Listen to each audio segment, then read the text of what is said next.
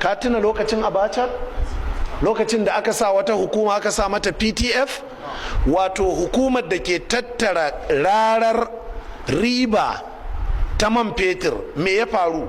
ana siyan man fetur misali naira 50, sai aka ce 'yan najeriya ku yi haƙuri ya zama naira 55. wannan naira 5 ɗin riba ce za a rinka tarawa, ana yi muku titi, ana yi muku makarantu, ana yi muku kaza.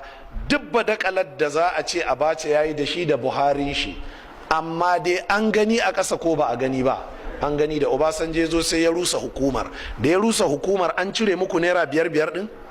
to ina wannan 5 ɗin? tun daga nan ta fara. idan aka ce za a yi gyara akan hukumar man fetur kadai, sai an ciyo kwalar obasanjo.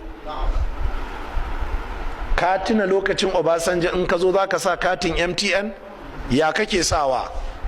kana sa star 555 star 1 sannan star. ka san wannan 1 din ma'anarta a cikin communication? wani kudi ake yankewa ana sawa a aljihun obasanjo. yanzu baka ga ba a sa 1 din ba, katin baya shiga.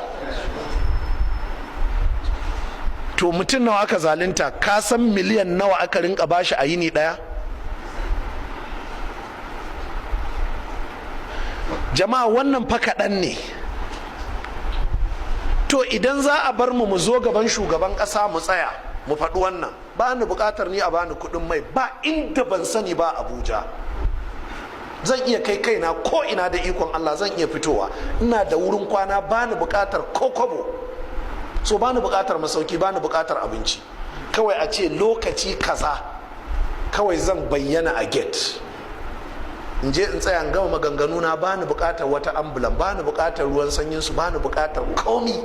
amma zan je in faɗi waɗannan maganganun, amma zan gabatar da maganganun da zan ce amma na son sarki kaza a gayyato shi, minista kaza a kawo ta, wani ɗan majalisa kaza a kawo shi.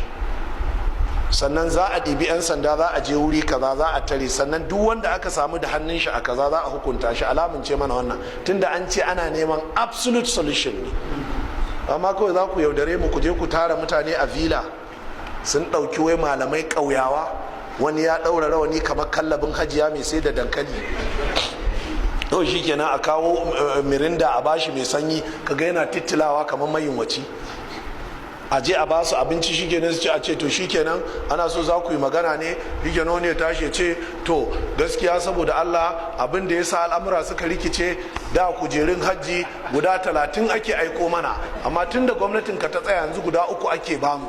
to wannan mutu shi ne rikita al'amari.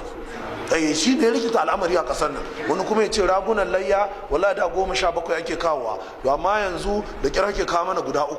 to duk waɗannan irin al'amura in muka samu aka gyara su to shi ke. wallahi haka suke magana jama'a,